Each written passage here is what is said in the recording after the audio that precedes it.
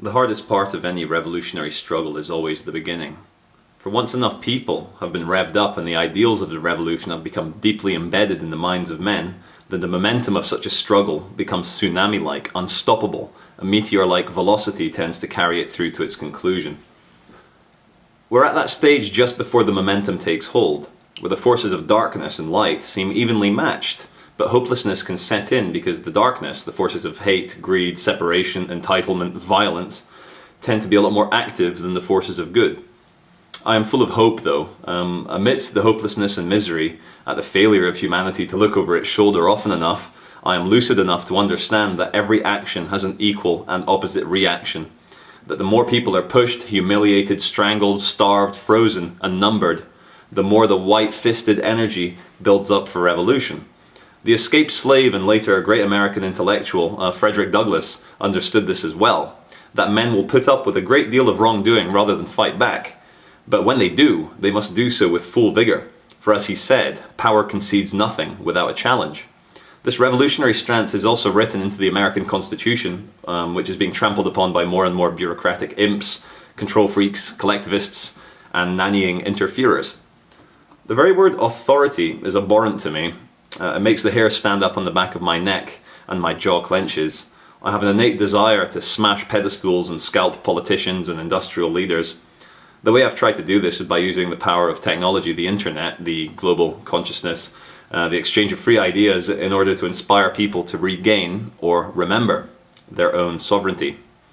It cannot be overlooked nor understated how much our childhood experiences and our upbringing can shape our minds.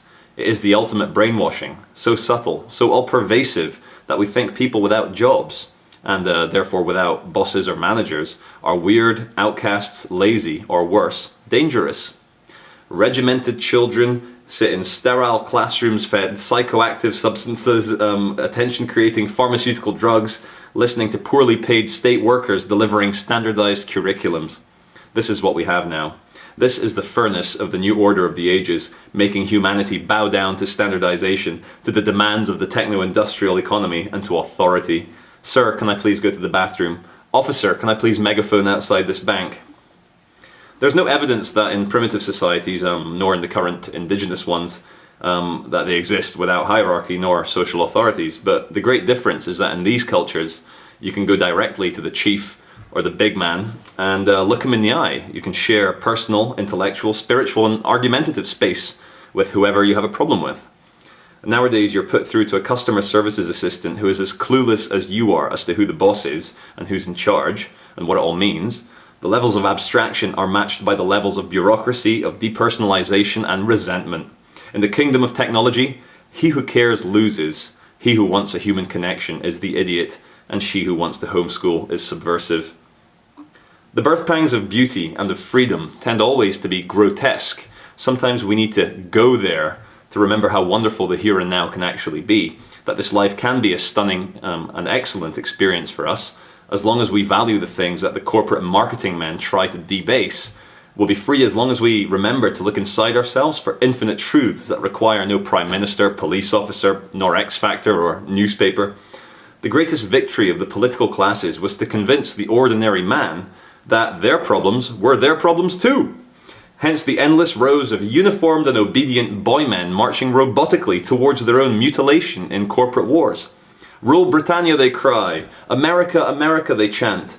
But how patriotic can a mother be when her 18-year-old adolescent son is returned in a body bag? How great is Britain when we kill 49 civilians for every combatant in the desert? Killing, anomie, dehumanization, these are all the calling cards of the industrial system that cannot exist any other way.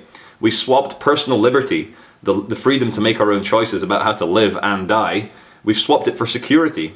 Yes, okay, I might be in the Western world countless times less likely to be killed or injured by my fellow man, but I live in a safe box, I live in a bank vault, and my food is processed and delivered by huge organizations. My entertainment is beamed out of plastic boxes. What have I become? What kind of rat do I allow myself to be every day? I can feel it though. I can feel the fury of it is as red and as metallic as my blood. The necessity of it a vital reminder that I am still alive, that I am a human being, I am conscious and I am feeling. Something massive and scary is being forged inside me. This will to freedom, the will to liberation, the most perfect need to find out why I am on this planet, why I am alive, and what does it mean to be a human being. New and better ideas push out the old, that's how it is. The clerical class has been brushed aside as irrelevant. Now I can see that the governmental class is being banished to the bad idea bin beside it. The political classes in the Western world are in their death throes, and this explains the last-ditch attempt at empire building and world restructuring. And by restructuring I mean bombing and maiming mostly innocent civilians. It explains the massive propaganda displays of the Queen's Jubilees and the royal weddings. It explains the Nobel Prize winners supporting the State of Israel as they murder civilians. Now, we all know the majority of people are docile and obedient, as has been scientifically shown by the Milgram experiment, and that the masses will pretty much do whatever is asked of them.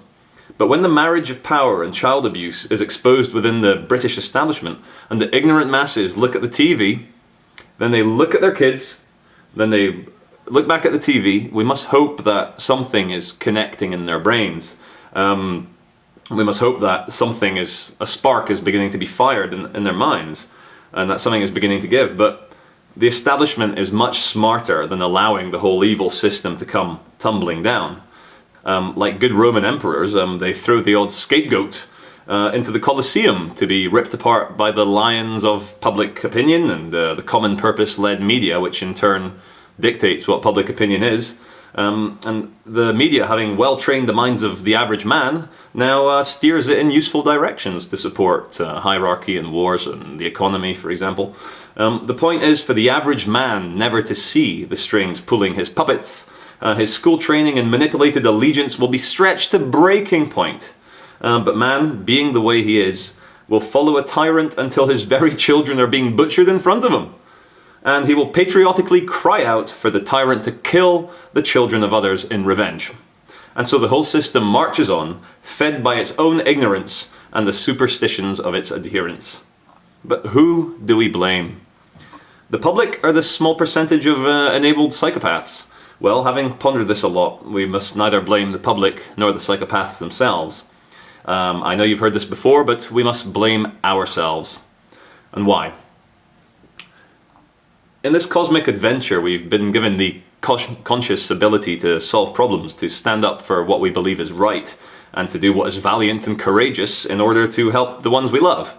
And each time we pay that tax bill, or watch the news of yet another invasion of a country, and we're giving our attention to the news and thinking about the problems, we acquiesce. We give our power away to those that not only do not care about you nor the world, they don't even have the humanity to care about themselves. Forgive them, for they do not know what they do, he said, and I agree, to an extent. But we are not dealing with the sensitive and scarred human beings that we have become. We're dealing with a much darker energy of slaves tied to an industrial system that creates the industrial way of dying. And yet, we have every reason to be positive.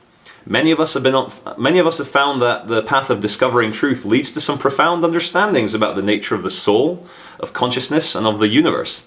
Those who have spent long enough seeking tend to return to their inner voice, the one that is connected to all matter and energy in the universe, in an ancient yet timeless force field. Some are able to look at the genocide and understand that this too shall pass, that as long as children are born into this world, then the chance for freedom will never go away.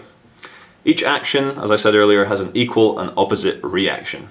There is no defeating evil, nor is there victory over the ego, nor of our own shadows. But we can rest assured that these ghosts and ghouls have no power over the light. They cannot stop photons, nor gravity, nor the universal creation of matter in black holes. The futility of all tyranny is shown by the smiles on the faces of poor children. And these poverty-stricken children, in my opinion, they have smiles that are infinitely more regal, more divine than the tired faces of royalty, of billionaires, of industry leaders. As long as children smile, the dream of a better world will be the driving force for all life, despite what the sad clowns with their TV networks and share portfolios may try and say otherwise. I've never seen a rich man in a suit, nor in a luxury car, but I have seen many rich men living without killing their landmass. Of them, I am proud and eager to learn, and the jealousies I have are the dying remnants of my industrial training. And if I can end this by alienating a great deal of you, if I can show my true colours to the dismay of most of those who have listened thus far, let me state that I do believe that... Sorry, there's a police siren on my street. And if I can end by alienating a great deal of you, if I can show my true colours to the dismay of those who have listened thus far, let me state that I do believe that I am God, as you are, and we are living dangerously in the valley of darkness, having challenged ourselves with the only true delight, that of surprise. I am God living my few years away from the bliss. No one likes a know-it-all, not even the one true know-it-all himself. So I have forgotten. I have worried and stressed because, oh my me, I feel so alive, so perfect in my transient imperfection. And what of life and death? Well, as Spartacus said to his loyal friend, I'm about as scared of dying as I was of being born. And there you go. Linear time is experienced in this direction so as to scare us. It goes in this direction to terrify us, really, because energy has no presets. It's bubbling away quite contentedly, away from time and space. It's just energy in all directions, all at once, all happening. So for a fun and parting thought experiment, try and imagine your life lived backwards. Your relatives wait for... Here, let's try this. Right? Try and imagine your life from death to birth backwards. So your relatives wait for years for the earth to create a putrid corpse. Then they dig it up. They have a ceremony. Suddenly you wake up grumpy and ill, and you march towards love affairs, and you may even go to a war where other corpses have been rushed in, and you remove lead or shrapnel from their bodies and pull it into your rifle, and then you send these men living back on their ways to shrink, become more childlike, until eventually we all become miniature gods. Buddhas, because I think babies look like little Buddhas. All forgiving, all carefree, all vulnerable, unable to hurt or share darkness, until one day we shoot up into our mother's vaginas, then soon after, under the act of copulation, we achieve oblivion as an egg and a sperm that is yet to be produced, and off you go. Sounds insane? Well, is it any less insane than the suffering linear timeline we subject ourselves to every day? Those who have been on the ride a long time, who've been on the ride long enough, start to question the bright lights and fast turns. They realize that it is only a ride, and it can be changed. Every day is the perfect moment for that grand epiphany. Every second is the second where you will have that deeply moving self-realization that what you've called you this whole time has been the false ego. The false self, sorry, the ego. And that the real you is the world inside and outside the boundaries of your body. Every politician, every child, every tree, each sky is the manifestation of the real you. You are the world, the kingdom of God is every man, every woman, every child, every living creature, every inanimate being altogether is the kingdom of God. And I made a choice over a year ago, so no job, no bank account, just a choice between fear and love, and the smile of my son, and the embrace of my partner, and the blue skies when I need them, and the hope in my heart for this world. And these are all evidence that love is all there is, and the absence of it can be scary, as all voids are. But remember, we are as much a part of the void as we are of the light. So I'd like to dedicate the last 3 years of my films, my writings, and my madness to Bill Hicks. And without you, fellow tortured traveler, there would be no me. So, rest in peace, Goat Boy. And God bless all the gods, and thank you for listening.